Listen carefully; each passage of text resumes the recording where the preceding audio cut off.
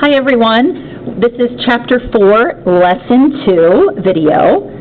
If you take a look at our bullets here, today we're going to be exploring using the graph of f of x to answer questions about f prime of x, and then the flip side, using the graph of f prime of x to answer questions about f of x. So the first example, I think, is the easier of the two examples we'll do in this video because we're looking at f of x. And whenever you're looking at an original graph, to me anyway, it seems easier to answer questions about f prime of x. So the first thing we need to get straight before we even start to answer these questions is that this right here is the graph of the original function, f of x. Down below, they're going to ask us some questions about the derivative of f. So let's take a look at number 1. It says, for what values of x is f prime of x equal to 0? In other words, for what values of x is the slope of f of x 0? So that's going to be pretty easy. If we just look up here at the graph, I can see that the slope of this graph is 0 two different places. Right here and down here. So to answer this question, I'm just going to say when x equals -1 and when x equals +1, the slope of f of x is 0. Okay, so that'll be the answer for that one. Number 2, for what values of x is f prime of x positive? Or for what values of x is the slope of f of x positive? Again, pretty easy to see. If I just look where my graph of f of x is increasing, that will tell me where my slopes are positive. So if I look on this part of my graph right here, all the way through here where I'm increasing, no matter where I would draw a tangent line here, the slope of the tangent line would be positive. Now, this is happening everywhere to the left of -1. So my first interval, I'm going to say for x values that are less than -1. Now I'm going to keep going around my graph. Now in this region, all my slopes would be negative, so I don't want to include these. And then I'm back to 0, and then when I turn here, my slopes become positive again. So right on this interval, all of my slopes are positive. So I'll say union, and I'll just say x values greater than +1. Those would be my two values, or my two intervals where my f prime is positive. And last but not least, for what values of x is f prime of x negative? In other words, for what values of x is the slope of the f of x graph negative? Okay, so that would be same idea as I was going through in number 2. I'm going to say that my slopes are negative between x equals -1 and x equals +1, because look right here, I'm decreasing from left to right, so no matter what tangent line I draw, its slope will be negative. So I'm going to say for x values between -1 and +1. So you can see that looking at an f of x graph and answering questions about f prime of x is pretty simple. Now if you flip this note sheet over, we're going to totally turn this around, literally, not just the paper, but the thinking too. Example 2 says, use the graph of f prime of x shown below to now go backwards and answer questions about f of x. This is a little trickier on the brain, but I have a way for me personally that really helps. So let's just get our brain wrapped around this first. We are looking at the graph of f prime of x. So all these points that are on this graph, they're not normal xy values. They're x, comma, slope of the tangent line values for the graph of f of x. So what I like to do is, before I even start reading my questions, anytime I'm given an f prime graph, I like to make an f prime chart, like we did in lesson 1. So I'm going to basically compare my f prime of x values to my f of x values and the behavior that it implies. So I'm going to draw that x number line, look like this. And if you remember from lesson 1, we put the values of x here of our critical points. Critical points are the places where f prime of x is 0. So if we're looking at a graph of f prime of x, then f prime of x will be 0 wherever the graph crosses the x-axis. And I have 3 such points. So like the point -2, 0 right here. That means that on the original graph, when x is -2, the slope there is 0, which implies that it's a critical point. Same thing here at 0, 0. 0, 0, meaning on the original graph, when x is 0, the slope is 0. And finally, again here at 2, 0. So you can see my f prime is 0 at -2, at 0, and at +2. So these are the 3 x values that I'm going to put on my number line. -2, 0, and 2.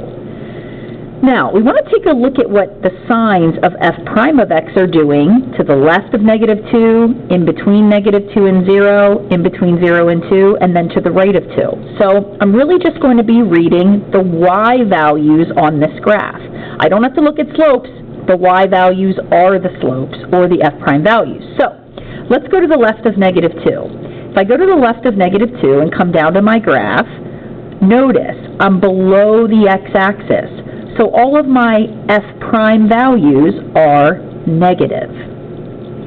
Negative slopes of tangent lines imply decreasing behavior on the part of f of x. Okay, let's go between -2 and 0.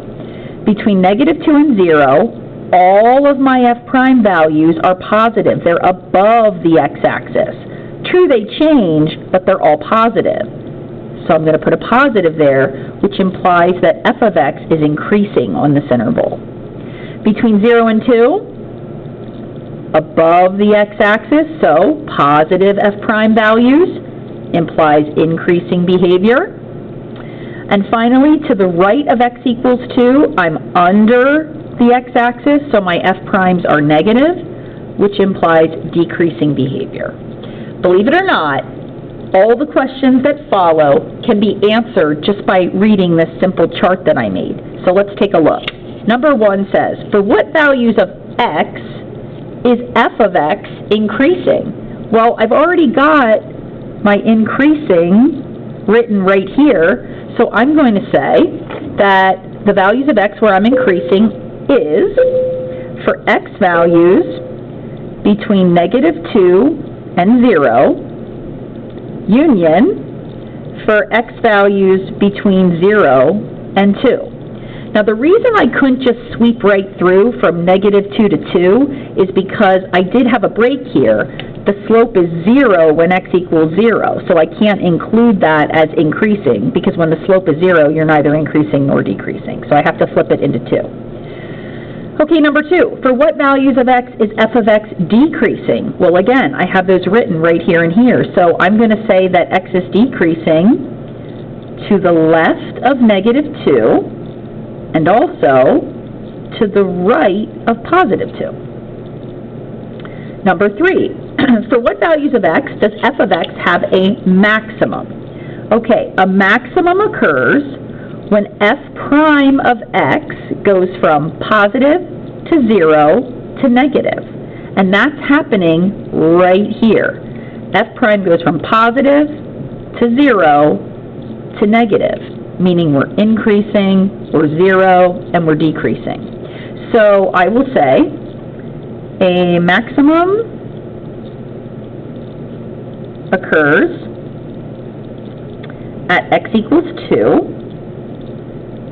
since the sign of f prime of x changes from positive to negative.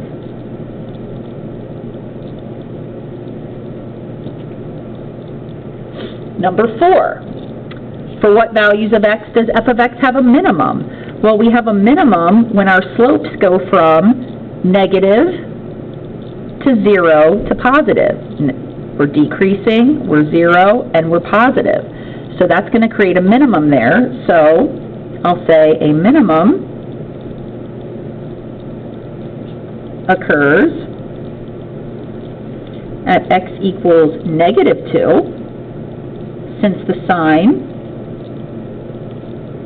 of f prime of x changes from negative